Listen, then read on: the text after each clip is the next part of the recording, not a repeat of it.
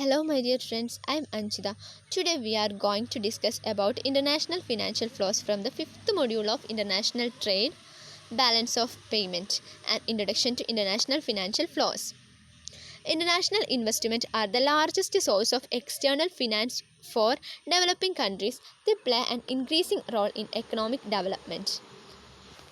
International investments അഥവാ അന്താരാഷ്ട്ര നിക്ഷേപമാണ് വികസ്വര രാജ്യങ്ങളുടെ ധനകാര്യത്തിൻ്റെ ഒരു പ്രധാന സ്രോതസ്സ് എന്ന് പറയുന്നത്. കൂടാതെ എക്കണോമിക്കൽ ഡെവലപ്മെൻറ്റിന് ഇതിന് നല്ലൊരു റോൾ ഉണ്ടെന്നാണ് പറയുന്നത് ഇൻ്റർനാഷണൽ ഇൻവെസ്റ്റ്മെൻറ്റിന്. It helps fill the savings, technological, managerial and foreign exchange gaps and contributes to a significant share of the domestic investment, employment generation and exports. അതായത് savings, technological, managerial, foreign exchange ഇതുപരമായിട്ടുള്ള എല്ലാ ഗ്യാപ്പും നികത്താൻ, ഫിൽ ചെയ്യാൻ വേണ്ടിയിട്ട് international ഇൻവെസ്റ്റ്മെൻറ്റിന് സാധിക്കുന്നു. കൂടാതെ തന്നെ എംപ്ലോയ്മെൻറ്റ് ജനറേഷനിലേക്കും ഡൊമസ്റ്റിക് ഇൻവെസ്റ്റ്മെൻറ്റിലേക്കും എക്സ്പോർട്ടിലേക്കൊക്കെ ഇത് കോൺട്രിബ്യൂട്ട് ചെയ്യുന്നു. Next we are going to discuss 4 E's of foreign investment, that are efficiency, equity, experience and expertise. കാര്യക്ഷമത, തുല്യത, അനുഭവ സമ്പത്ത്, പ്രാഗൽഭ്യം. ഈ 4 ഇയിൽ നിന്ന് നമുക്ക് കിട്ടുന്ന റിട്ടേൺ ആണ് 5th E, that is expatriation of profit. ലാഭമാണ് ഇതിൽ നിന്ന് നമുക്ക് ലഭിക്കുന്നത്. This is from textbook, just listen. Next discuss ചെയ്യാൻ പോകുന്നത് എക്കണോമിക്കൽ മോട്ടീവ്സ് ആണ്. International investment are influenced by a number of factors. There are 3 broad economic motives of the foreign investment, that are resource seeking, market seeking and efficiency seeking. The first one is resource seeking, that is exploiting the natural resources of the host country. ഒരു host കൺട്രിയിൽ നിന്ന് നമ്മൾ അവിടുത്തെ natural resources ഒക്കെ exploit ചെയ്യാൻ വേണ്ടിയിട്ട്. And market seeking, ഒരു market കണ്ടെത്തുക, that is exploit the market opportunities of the host countries. Host കൺട്രീസിലുള്ള മാർക്കറ്റ് ഓപ്പർച്യൂണിറ്റീസ് ഒക്കെ കണ്ടെത്തുക അല്ലെങ്കിൽ എക്സ്പ്ലോയിറ്റ് ചെയ്യുക. And the third one is efficiency seeking. എങ്ങനെയാണ് എഫിഷ്യൻസി സീക്ക് ചെയ്യുന്നത്? Like low cost of production deriving from cheap labour. Cheap ലേബറിനെ ഉപയോഗിച്ചുകൊണ്ട് low cost of production നടത്തുക. ഇത്രയാണ് പറയുന്നത് resource seeking, market seeking and efficiency seeking. And next we are going to affecting factors. John D. Sullivan has given the following affecting factors.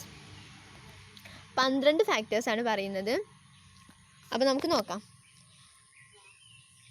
Stable and predictable macro economics policy, അതായത് സ്ഥിരവും പ്രഡിക്റ്റബിളും ആയിട്ടുള്ള ഒരു macro economic policy. And effective honest government, ഒരു എഫക്റ്റീവും ഹോണസ്റ്റും കാര്യക്ഷമവും സത്യസന്ധവുമായിട്ടുള്ളൊരു government. A large and growing market, ഒരു വലുതും വളർന്നുകൊണ്ടിരിക്കുന്നതുമായിട്ടുള്ളൊരു മാർക്കറ്റ്. Freedom of activity in the market, അതായത് മാർക്കറ്റുകളിലുള്ള പ്രവർത്തന സ്വാതന്ത്ര്യം. മിനിമൽ ഗവൺമെൻറ് റെഗുലേഷൻ, അതായത് ഗവൺമെൻറ് റെഗുലേഷൻസിൻ്റെ ഒക്കെ ഒരു control. Property rights and protection.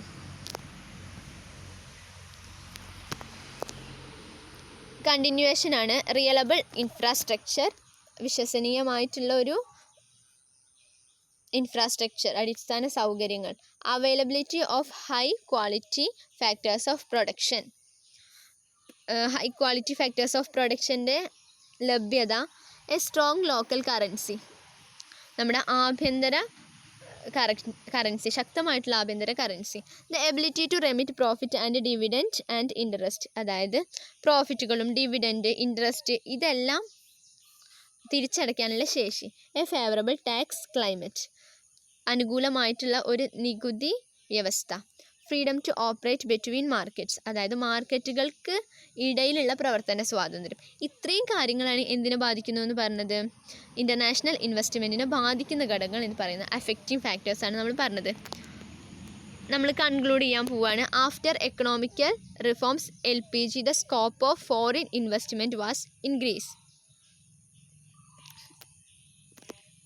അതായത് 1991 ശേഷം വന്നിട്ടുള്ള എക്കണോമിക്കൽ റിഫോംസ് ആയിട്ടുള്ള LPG, liberalisation, privatisation and globalisation.